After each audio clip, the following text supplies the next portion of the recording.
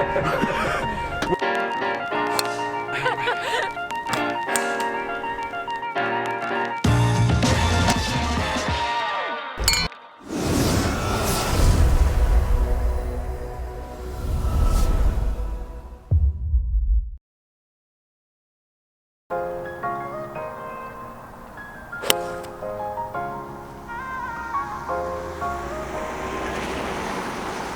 that started straight and went right. Oh, that's clear, isn't it? I thought I struck it really nicely. Yeah. Can you see that? Actually, you struck it Centre? dead square. Yeah. That's pretty good. But over the top? Yeah, over the top. We've got some left issues going on there. And I felt like I swung as far right as I could on that. So it's kind of an instant feedback. Yeah, that's amazing. All right. Welcome everybody to this week's edition. It sounds posh, doesn't it, edition, but this week's kind of video. We're going to be looking at this, the divot board. It's been sent to me. I'm not getting paid to use it, but it has been sent for free. But I can say anything I like about it because nobody's paying me either way.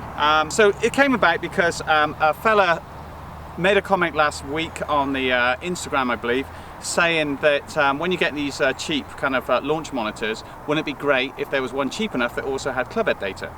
Now, I mentioned to him that you can get club head data from lots of different things that are not expensive at all, and this is one of them. So I picked this one up just really to give you an idea of what you can get if you're looking to find out your club head data.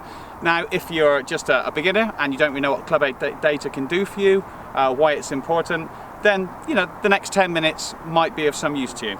But basically, this is actually the simplest way of finding out certainly our swing path, not our angle of attack. That's a slightly different one, but this is going to be our swing path and why it's important. So as you can see from here, it's basically going to show, we're going to put it on the floor, we're going to put a ball on here, and when we hit our shot, it's going to make a mark.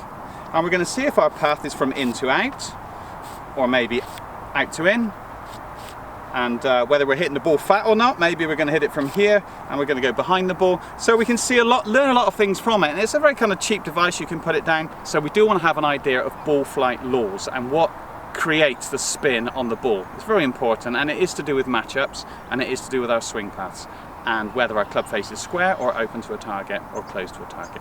Anyway, so let's get on with it. I'll hit a few shots. I'll get Matt to hit a few shots, and we'll just give you an idea of whether this could help you or not.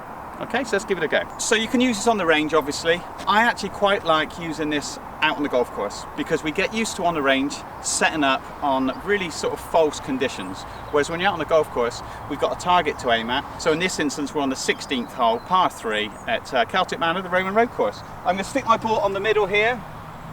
Now the first thing that I actually don't like about this, I mean it's obvious, but it's half an inch off the ground. So it does encourage you to strike the floor because it's a little bit higher, if that makes sense. But it's a little bit tricky to hit it off of, but it does give you a good idea of our swing path. So I'm going to try and hit one. I'll go through my normal routine. We've got a little bit of sun going on. Okay, so I'm going to set up square to that. Hopefully, I'm just going to hit a normal shot and see what this path is doing.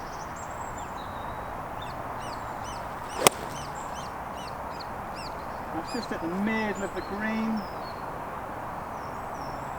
Okay, pin eye in the middle of the green. So let's have a look at that. That's my normal swing then, Matt. So as you can see there, we're pretty square. We struck the middle of the ball there. The club face was square. Our swing path was pretty much perfect. Okay, so that's a good one. Good starter for 10. Let's do another one. And maybe we'll have the swing path slightly different here. Let's see if we can cut it, shall we? A cut. So a block cut, yeah? Yep. So on this one we're going to go for, so many of you perhaps come over the top of it and cut across the shot.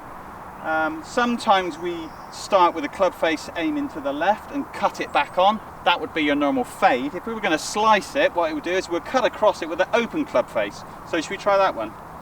I'll just try and cut across, leaving the club face open.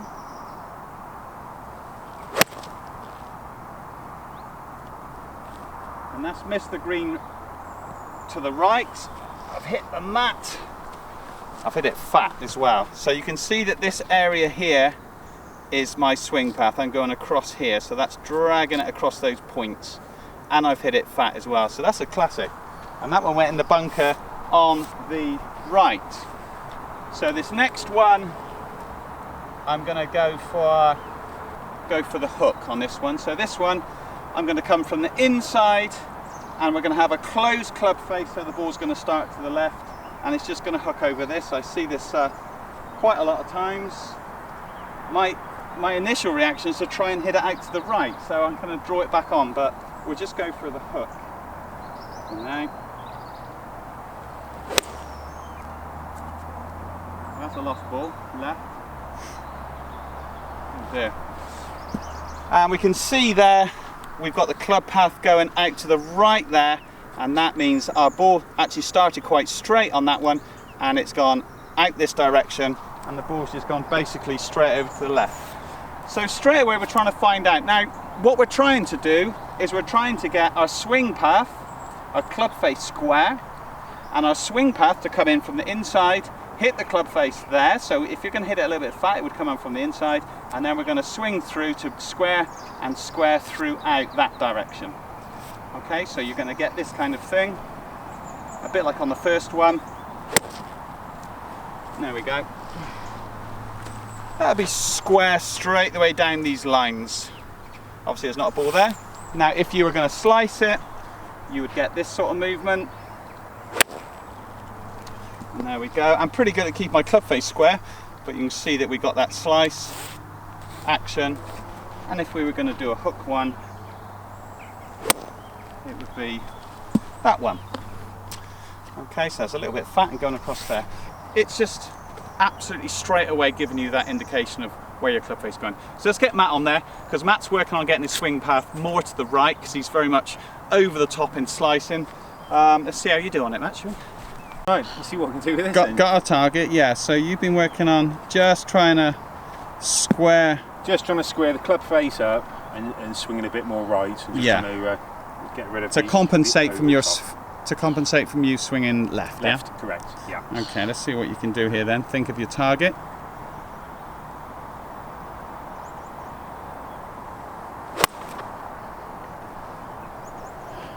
Okay, that's just to the right edge of the green there. The green. All right, let's have a look. So we can see there that we've got your pretty square actually. It's certainly not coming in from the inside, and so that was a bit of a block you had on there. Yeah. But so is that surprising you? Did you feel like you swung that miles to the right? I felt like I was swinging quite hard right on that. Yeah, so that is a surprise. And look, there we go, it's going to the left. I'm impressed. Yeah, I certainly feel like it's something that I could use. Square it off and hit another then.